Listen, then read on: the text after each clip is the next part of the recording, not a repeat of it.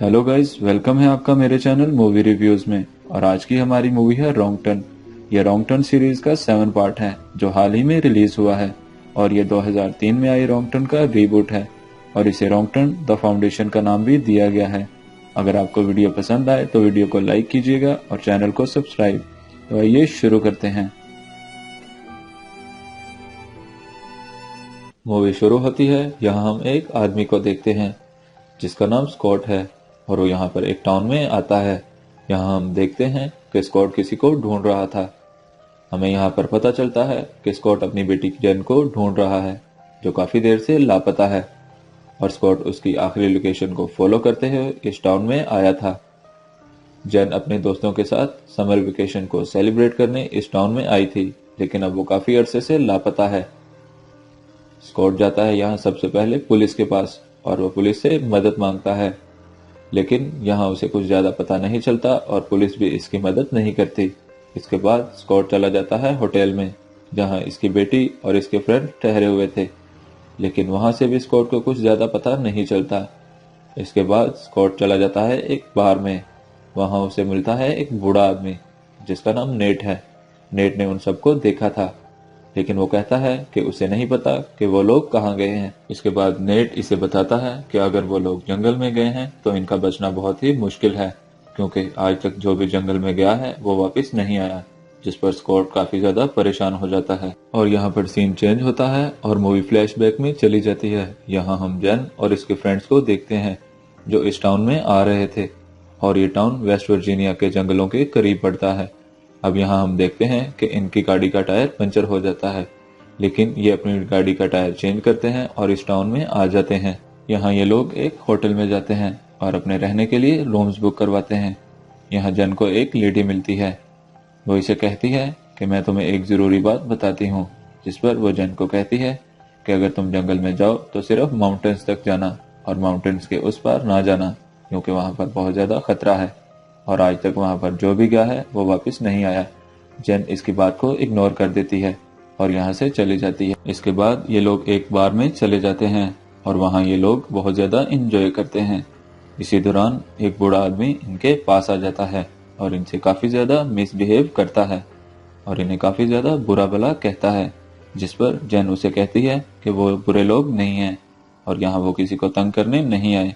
जिस पर वो बूढ़ा आदमी काफी ज्यादा गुस्से में आ जाता है और यहाँ से चला जाता है। पार्टी करने के बाद ये लोग यहाँ से बाहर आ जाते हैं। यहाँ ये देखते हैं कि कोई आदमी इनकी गाड़ी के साथ छेड़छाड़ कर रहा है, लेकिन अंधेरा होने की वजह से वो इसे नजर नहीं आ रहा।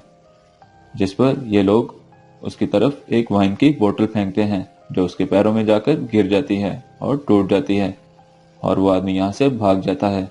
इसके बाद हम देखते हैं कि ये लोग होटल वापस आ गए हैं और यहाँ जेन को इसके फादर की कॉल आती है और यहाँ जेन की आखिरी बार इसके फादर से बात होती है। इसके बाद ये लोग सो जाते हैं। यहाँ हम देखते हैं कि कोई इन पर नजर रखे हुए था। अगली सुबह जेन इस टाउन में वॉक करने के लिए जाती है और इसे वॉक करने के दौरान एक औरत दिखाई देती है जो हाथ से बने हुए ब्रेसलेट सेल कर रही थी। जेन इसके पास खड़ी हो जाती है और यहाँ हम देखते हैं कि जेन को एक छोटी बच्ची भी दिखाई देती है और जब जेन इसे बात करने की कोशिश करती है तो वो डरकर यहाँ से भाग जाती है। जिस पर वो औरत जेन से कहती है कि उसकी बेटी काफी अजीब है और वो हमेशा ऐसे ही करती है। अब यहाँ पर सीन चेंज होता है और अब हम इन सब फ्रेंड्स को देखते हैं जो होटल से बाहर आ गए थे और ये सब लोग इस ट्रिप के लिए काफी ज्यादा एक्साइटेड थे। अब ये लोग होटल से निकलकर जंगल की तरफ आगे बढ़ना शुरू कर देते हैं और अब ये लोग कुछ ही देर में जंगल में पहुंच जाते हैं। ये सब लोग बहुत ज्यादा एक्साइटेड होते हैं और काफी ज्यादा एंजॉय करते हैं। अब ये लोग एक जगह पर पहुंच जाते हैं जहां माउंटेन्स खत्म हो जाती हैं। जेन को उस औरत की बात याद आती है जिसने इन्हें माउंटेन्स के उस पार जाने से मना किया था, लेकिन यहाँ इसके फ्रेंड्स कहते हैं कि उन्हें उस पार जाना चाहिए। इनका एक दोस्त इन्हें बताता है कि जंगल के उस पार एक पुराना किला है जो सिविल वॉर से भी पहले का है और इन्हें उसे जरूर देखना चाहिए। अब ये लोग यहाँ तक आए हैं तो किला देखे बगैर यहाँ से वापस नहीं जाएंगे। इसके बाद ये सब लोग उस बूढ़ी औरत की बात को इग्नोर करते हैं और माउंटेन्स के उस पार चले जाते हैं। अब ये लोग माउंटेन्स के उस पार आ जाते हैं। इसके बाद हम देखते हैं कि इनकी एक दोस्त कैमरे की मदद से वीडियो बना रही है। अब वो कैमरे में देखती है कि एक बहुत बड़ा वुडन ब्लॉक इनकी तरफ आ रहा है अब ये सब लोग उसे देखकर डर जाते हैं और भागना शुरू कर देते हैं ताकि वो वुडन ब्लॉक इन्हें क्रश न कर दे। इनका एक दोस्त इस वुडन ब्लॉक की लिपेट में आ जाता है और वो ब्लॉक इसे बुरी तरह से क्रश कर देता है। जब ये लोग उठ के उसे देखते हैं तो उसका चेहरा बहुत बुरी तरह से खराब हो चुका था और उसकी यहाँ पर मौत हो गई थी।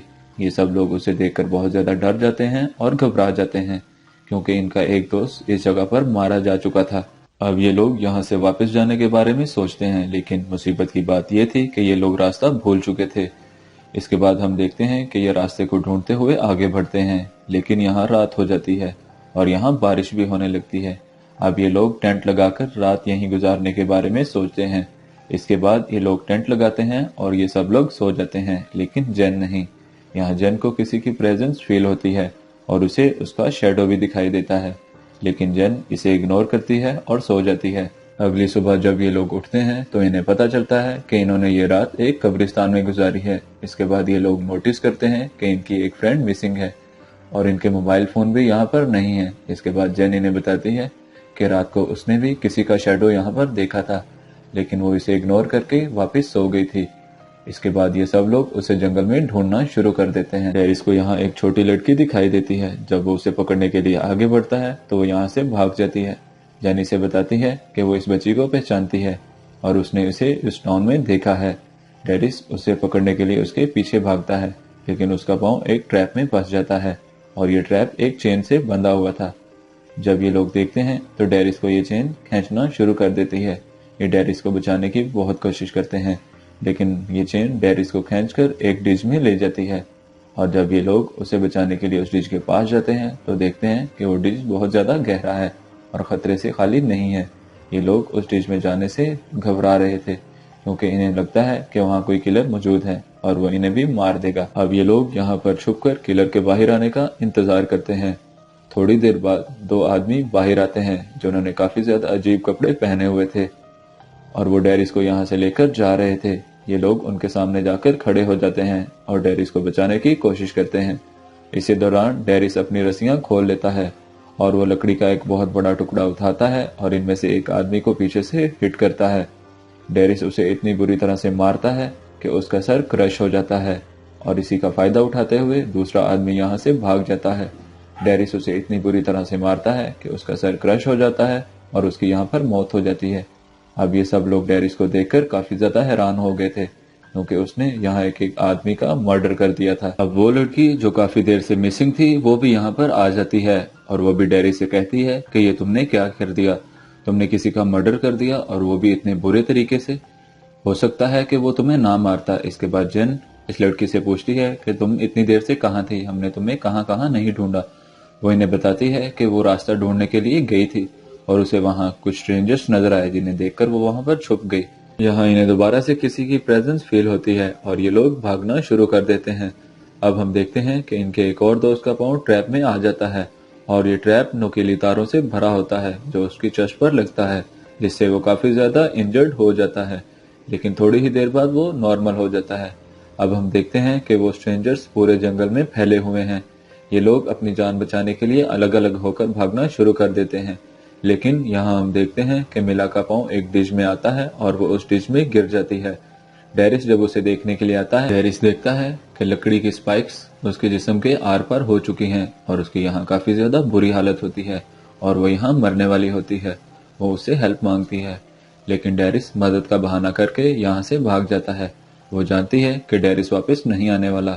थोड़ी ही देर बाद एक स्ट्रेंजर आता है और वो तीर से इस पर वार करता है और इसे यहाँ पर मार देता है। इसके बाद हम बाकियों को देखते हैं जो एक कार में जाकर छुप जाते हैं। देर बाद और भी काफी ज्यादा लोग आते हैं और इन सबको ही पकड़कर यहाँ से ले जाते हैं। इसके बाद हम जेना को देखते हैं जिसकी आंख खुलती है एक अंडरग्राउंड केव में और थोड़ी ही देर बाद उस केव का ढक्कन खुलता है और एक औरत वहां आती है। जेन इस औरत को पहचान जाती है। ये वही औरत है जो सिटी में हैंडमेड ब्रेसलेट्स बेच रही थी। जेन इससे मदद मांगती है, लेकिन वो केव का ढक्कन बंद करके यहाँ से चली जाती है। कुछ देर बाद वो जेन को बाहर निकालते हैं और इनके सब दोस्तों को एक लाइन में खड़ा कर देते हैं और इनके फेस पर कुछ मास्क पहनाकर इनको एक जगह पर ले जाते हैं। और ये एक कबीला है और इसका नाम द फाउंडेशन है। ये शहर से अलग होकर अपनी ही एक दुनिया में अलग अलग रहते हैं। और यहाँ इनके अपने ही कानून हैं। अब ये लोग द फाउंडेशन की अदालत में थे और इस कबीले का लीडर इनसे कहता है कि तुम लोग हमारे इलाके में आ गए हो और तुम लोगों ने हमारे एक साथी को मार भी दिया है। जिस पर जेन कहती है कि हमने किसी को नहीं मारा।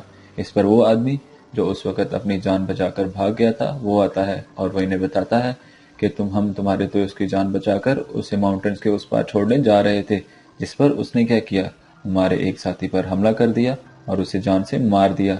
इसके बाद उसकी डेड बॉडी को इनके सामने लाकर रख दिया जाता है। इनका जुर्म साबित हो गया था और अब बारी थी इनको सजा देने की। कबीले का लीडर डेरिस को एक जगह पर लिटा लेता है और लकड़ी का एक टुकड़ा पकड़ लेता है और उसको मारना शुरू कर देता है और उस वक्त तक उसके सर पर मारता रहता है जब तक उसकी मौत नहीं हो जाती।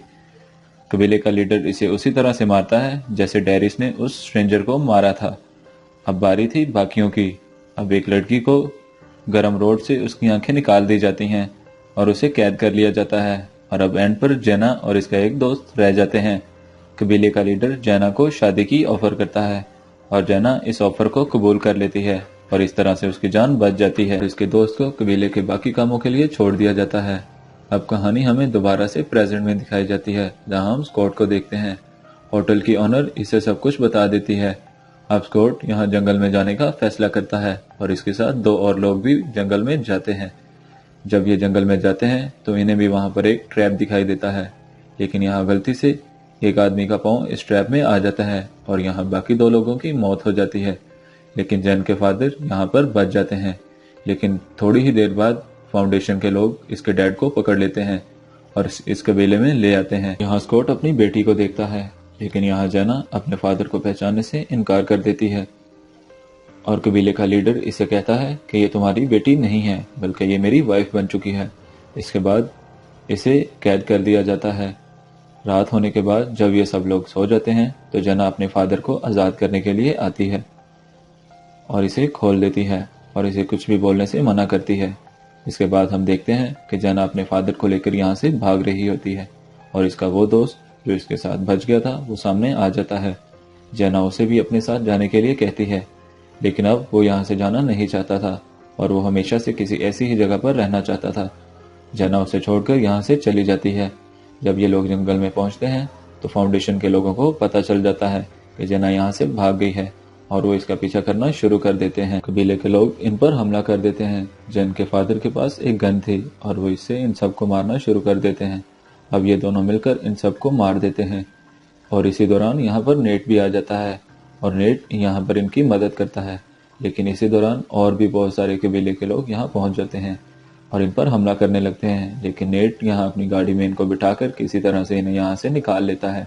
ये लोग तो यहाँ से चले गए थे, लेकिन कबीले का कमांडर बहुत ज्यादा गुस्से में होता है और ये दोनों बाप बेटी सही सलामत घर पहुंच जाते हैं। काफी महीने गुजर जाते हैं और जेना अपने घर आती है, लेकिन जब वो घर आकर देखती है तो उसे अपनी आंखों पर यकीन नहीं होता। वेनेबल यानी कबीले का लीडर वहां आकर बैठा होता है। जेना इसे कहती है कि वो इसके साथ चलने के लिए रेडी है, लेकिन वो इसकी फैमिली को कोई नुकसान नहीं पहुंचाएगा। इसके बाद कबीले का लीडर इसे लेकर एक गाड़ी में बैठ जाता है और कबीले की तरफ जाने लगता है। थोड़ी ही देर बाद हमें दिखाया जाता है कि उस गाड़ी का एक्सीडेंट हो जाता है। कबीले का लीडर इस गाड़ी से निकलकर भाग रहा होता है। अब हम जेन को देखते हैं और वो भी गाड़ी से बाहर आ गई थी और उसके हाथ में एक चाकू था। वो कबीले के लीडर पर इस चाकू से हमला कर देती है और इसे यहाँ पर मार देती है। अब हम देखते हैं कि जेन उस छोटी बच्ची को लेकर आगे बढ़ जाती है और यहाँ ये मूवी खत्म हो जाती है।